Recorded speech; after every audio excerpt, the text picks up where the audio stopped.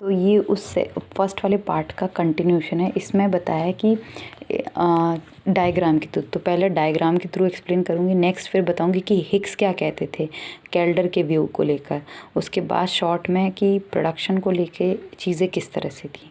तो अगर डायग्राम की बात करें तो जब भी सोशल वेलफेयर होता है तो उसकी जो मूवमेंट होती है, सोशल वेलफेयर का जो मेजरमेंट होता है, वो अगर हम कॉन्ट्रैक्ट कब से दिखाते हैं तो वो मूवमेंट दिखती है। उसकी मूवमेंट कैसे दिखती है, मतलब हमारा कॉन्ट्रैक्ट कब जैसे एम से एन पे जाएगा, फिर एन से आर पे जाएगा। ये मैं अभी एक्सप्लेन करती हूँ आपको।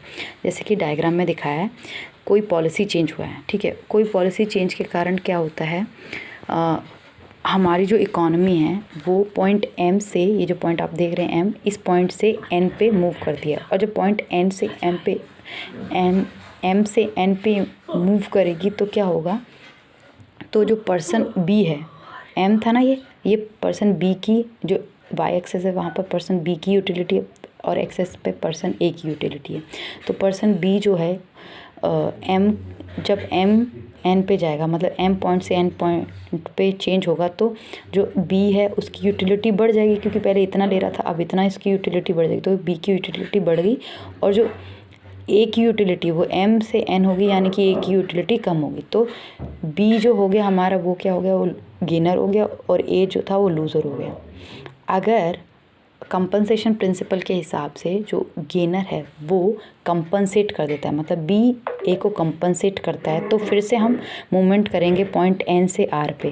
अब पॉइंट एन से आर पे मूवमेंट करेंगे तो मतलब कि पर्सन ए वेल ऑफ हो गया जितना वो पहले था, मतलब एन से आर पे जाएंगे तो पर्सन पहले इस पॉइंट पे था तो इसी पॉइंट पे दोबारा आया जाएगा, और पर्सन बी को अभी भी फ़ायदा होगा। पर्सन बी, मतलब ये जो एरिया था ना, ये छोटा सा एरिया, इसको बोलते हैं कंपनसेटिंग पेमेंट। यही पेमेंट जो है वो बी ने ए को दिया है, ठीक है।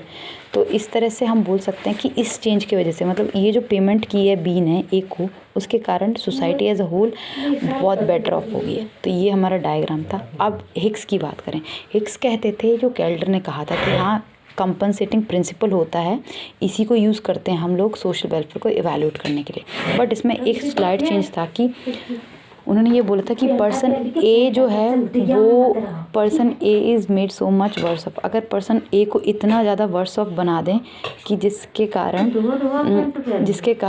वो कंपनसेट ना करे, बी कर ना पाए बी को, तो उसके कारण क्या होगा, उसके कारण क्या होगा, जो सोशल वेलफेयर होगा उसमें चेंज आ जाएगा और उससे सोशल वेलफेयर जो होगा वो इंक्रीज हो जाएगा।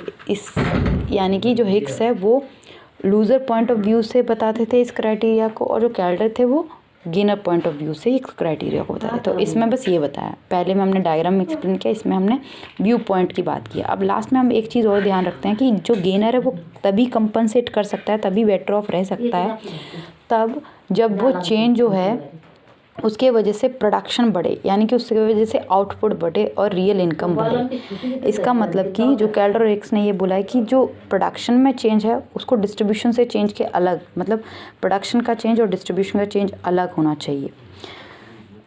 और जब ये क्राइटेरिया सेटिस्फाई होगा तो हम कह सकते हैं जो इकॉनमी है वो बहुत ही एफिशिएंट पोजीशन पे मूव हो गई है, और जिसके वजह से वेलफेयर इंक्रीज़ हो गया। इन शॉर्ट हम ये कह सकते हैं कि जो वेलफेयर है वो तभी इंक्रीज़ होगा जब ये जो हमारा यूपीएफ है, यूटिलिटी पॉसिबिलिटी फ्रंटियर है, ये आउटवर्ड शिफ्ट होगा। मतलब पहले इतना था, अब ये आर पे जा रहा है, मतलब आउटवर्ड शिफ्ट हो रहा है, तभी हमारा वेलफेयर हो रहा है। तो ये जो था ये कैल्डर हिग्स कंपनसेशन प्रिंसिपल था, जो मैंने आपको समझा दिया।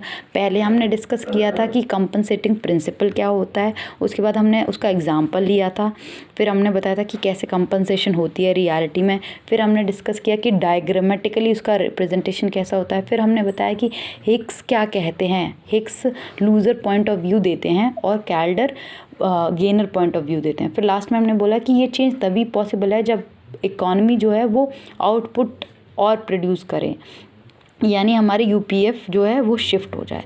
तो ये जो थी वो थी कैल्डर हिग्स कंपनसेटिंग प्रिंसिपल की पूरी थ्योरी। इसके आगे हम सेटॉस्की पढ़ेंगे। सेटॉस्की इसी का ही कंटिन्यूशन है, पर वो थोड़ा सा डिफरेंट है slightly. That was it. Thank you so much for watching.